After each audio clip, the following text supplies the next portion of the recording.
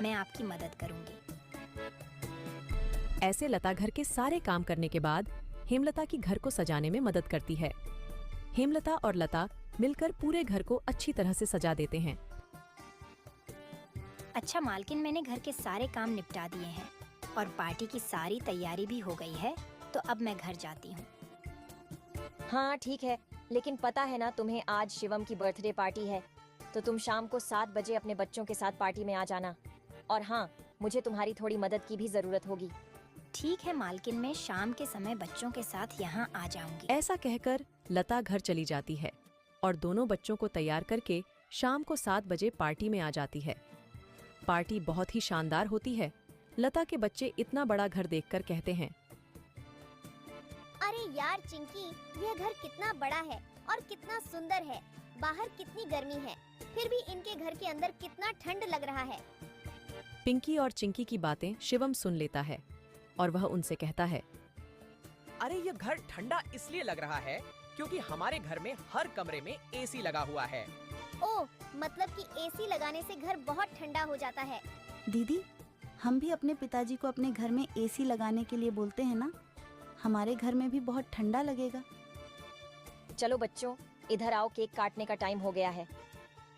जब केक काटने लगता है तो पिंकी और चिंकी एसी की ठंडी ठंडी हवा खाते खाते शिवम के कमरे की तरफ चले जाते हैं और शिवम के कमरे के बाहर खड़े होकर एसी की ठंडी ठंडी हवा का मजा लेने लगते हैं। एसी की ठंडी ठंडी हवा खाते खाते वह दोनों कमरे के अंदर चले जाते हैं। दीदी, यह कमरा तो सबसे ठंडा है, इसमें कितनी ठंडक है। और दीदी, यह देखो, यह बिस्तर कितना सुंदर है, बिल्कुल मखमल जैसा। दोनों बेड पर बैठ जाते हैं और ठंडी ठंडी हवा का आनंद लेने लगते हैं। देखते ही देखते 15 मिनट बीत जाते हैं और आराम करते करते कब दोनों की आंख लग जाती है, उन्हें पता ही नहीं चलता। इतने ही देर में अचानक से शिवम की बहन टीना कमरे में आ जाती है। वह पिंकी और चिंकी दोनों को शिवम की बेड पर लेटा देखकर जोर से भड़कती है। ये दोनों मेरे कमरे में क्या कर रहे हैं? माँ इधर आओ, देखो ये दोनों मेरे बेड पर क्या कर रहे हैं। टीना की आवाज सुनकर हेमलता कमरे में आती है। तुम दोनों अभी के अभी मेरे बेड से उठो। पिंकी और चिंकी हेमलता की आवाज सुनकर जग जाते हैं। लता भी हेमलता की आवाज सुनकर भागी भागी चली आती है। क्या हुआ मालकिन? आपकी बहुत जोर से नीचे आवाज आ रही थी। क्या हुआ? ये पूछ क्या नहीं हुआ? ये देख नहीं रही तू?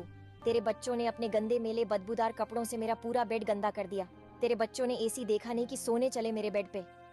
हद होती है यार। मैं तो तेरे बच्चों को इसलिए बुलाया था कि इनका भी थोड़ा मन लग जाएगा। इन्होंने कभी ऐसी पार्टी लाइफ में देखी नहीं होगी, ये भी देख लेंगे। पर ये तो अपनी औकात ही भूल गए। ये हमारा घर है, कोई धर्मशाला नहीं कि कोई भी भिखारी हमारे कमरे में आ जाएगा और आकर के सो जाएगा।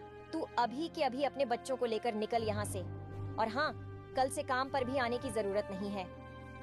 मालकिन ऐसा मत करो, मेरी बात तो सुनो। बच्चे नादान हैं। मैं वादा करती हूँ आगे से ऐसा दोबारा नहीं होगा। यह मेरी आखिरी भूल समझकर माफ कर दीजिए मालकिन। मुझे काम से मत निकालिए मालकिन। इस काम के सहारे तो मेरा घर चल रहा है। ये तेरी सर दर्द है। अब तू यहाँ पर काम नहीं कर सकती। अब तू अपने बच्चों को ले और यहाँ से निकाल। हेमलता लता और उसके बच्चों को घर से बाहर निकाल देती है और आगे से काम पर आने को भी मना कर देती है। अब लता के पास कोई काम नहीं था। घर का सारा भार अब घनश्याम के कंधों पर आ गया था। हे भगवान, आज तो खाना बनाने के लिए आटा भी नहीं है। अब मैं आटा कहाँ से लाऊं? मेरे पास तो अब और पैसे भी नहीं है। और जो तनख्वाह घनश्याम जी को मिली थी वह सब घर खर्चे में खत्म हो गए। मेरा क्या है, मैं तो पानी पीकर भी सो जाऊंगी, पर बच्चों को क्या? भूखे पेट इन्हें नींद कैसे आएगी? आ गए आप, घर में राशन खत्म हो गया है। आज खाने में कुछ नहीं बना है। कोई बात नहीं, खाना आज मैं अपने साथ लेकर आया हूँ। सेठ जी के यहाँ पर आज दावत थी तो उन्होंने कुछ खाना बच्चों के लिए भी भिजवा दिया है। ऐसे उस रात तो वह सभी खाना खाकर सो जाते हैं। अगली सुबह लता फिर से अपनी मालकिन हेमलता के घर जाती है और उससे थोड़े पैसे उधार मांगती है। मालकिन, मेरे घर में खाने के लिए एक अनाज का दाना भी नहीं है। कृपया आप मुझे थोड़े से पैसे उधार दे दीजिए। तुझे देने के लिए मेरे पास कोई पैसे वैसे नहीं है। मैंने तुझे पहले ही काम से निकाल दिया था, फिर तेरी यहाँ आने की हिम्मत कैसे हुई? जा निकल यहाँ से, और आइंदा यहाँ पर अपनी शक्ल मत दिखाइयो। हेमलता की कड़वी बातें सुनकर लता घर वापस जाने लगती है। तभी उसे रास्ते में एक पोस्टर दिखाई देता है। उस पोस्टर को देखकर लता वहीं रुक जाती है। पकोड़े बनाने वाले की जरूरत है। अधिक जानकारी के लिए इस दिए गए नंबर पर कॉल करें। पकोड़े बनाने तो मुझे आता है। अगर यहाँ मेरी नौकरी लग जाए तो घर का खर्च चलाने के लिए कुछ पैसे आ जाएंगे। ऐसा सोचकर लता उस पते पर पहुंच जाती है।